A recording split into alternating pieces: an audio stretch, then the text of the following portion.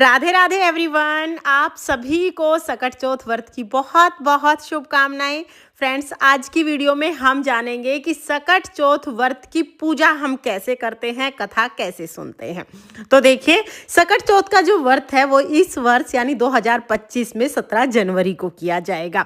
तो 17 जनवरी के दिन सुबह सुबह नहा धो के बढ़िया से तैयार होके हम पूजा करेंगे।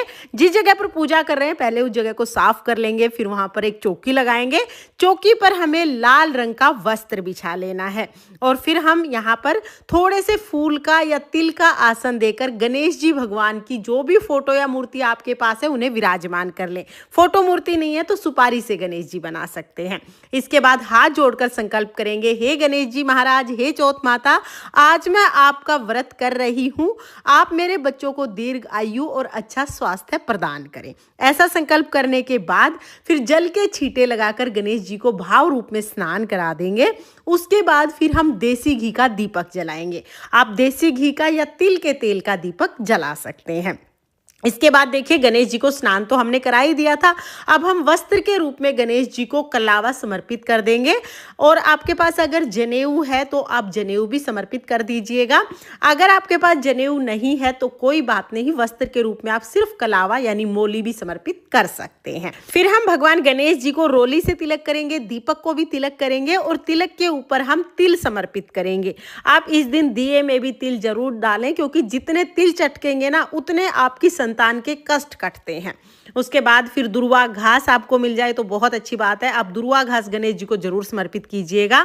साथ में लाल रंग के फूल समर्पित कीजिएगा। लाल ना मिले तो जो फूल मिल जाए वो समर्पित कर दीजिएगा। इसके बाद हम तिलकुटा समर्पित करते हैं यानी तिल समर्पित करते हैं। तो तिल को भून के कूट के उसमें मीठा और थोड़ा सा घी मिला के तिलकुटा बनाते हैं।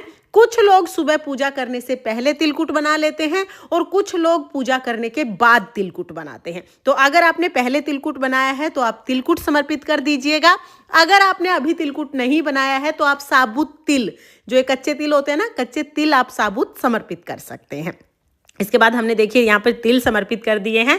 फिर हम जल समर्पित कर देंगे और उसके बाद हम दक्षिणा समर्पित करेंगे। फिर हम चौथ माता के लिए साड़ी समर्पित करेंगे। साड़ी और उसके ऊपर आप कुछ सुहाग का सामान भी रख लीजिएगा।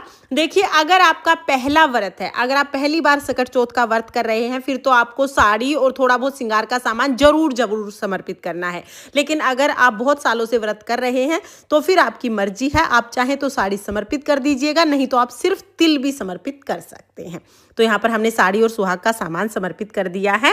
इसके बाद हम कथा सुनेंगे। तो अपने हाथों में थोड़े से तिल लेके फिर हम सकट चौथ व्रत की कथा सुनेंगे। देखिए, सकट चौथ व्रत में कथा सुनने का बहुत ज़्यादा महत्व है, तो कथा आप जरूर जरूर सुनिएगा। कथा का वीडियो आपको चैनल पर मिल जाएगा, लिंक मैं आपको डिस्क्रिप्शन में दे दूंगी, आप वहाँ से देख लेना। कथा सुनने के बाद जो हमने हाथ में तिल लिए हैं, ये तिल हम गणेश जी को समर्पित करेंगे और थोड़े से दिए में डाल देंगे, थोड़े से जल के लोटे में समर्पित कर देंगे। इस तरह से हमें ये तिल समर्पित करने हैं। और फिर हमने जो हाथ में तिल रह जाते हैं कहानी सुने हुए, ये दो हिस्सों में बांट लेने हैं। एक हम अभी सूर्य देवता को अर्घ देंगे और एक से हम रात को चंद्रमा को अर्घ देंगे। तो रात को चंद्रमा को अर्घ देने के लिए आप थोड़े से तिल अपने पल्लू में बांध लें या किसी कटोरी वगैरह में भी आप रख सकते हैं। तो ये कटोरी में डाल के मैंने चौकी पर ही रख दिया है, रात को चंद्रमा को अर्घ देने के काम आएंगे। उसके बाद फिर हम धूप दीप दिखाकर बहुत ही प्रेम पूर्वक गणेश जी की आरती करेंगे। आरती करने के बाद हाथ जोड़कर पूजा में रही कमियों के लिए गणेश जी से क्षमा याचना करेंगे और अपनी संतान की लंबी उम्र, अच्छे स्वास्थ्य और उज्जवल भविष्य के लिए प्रार्थना करेंगे।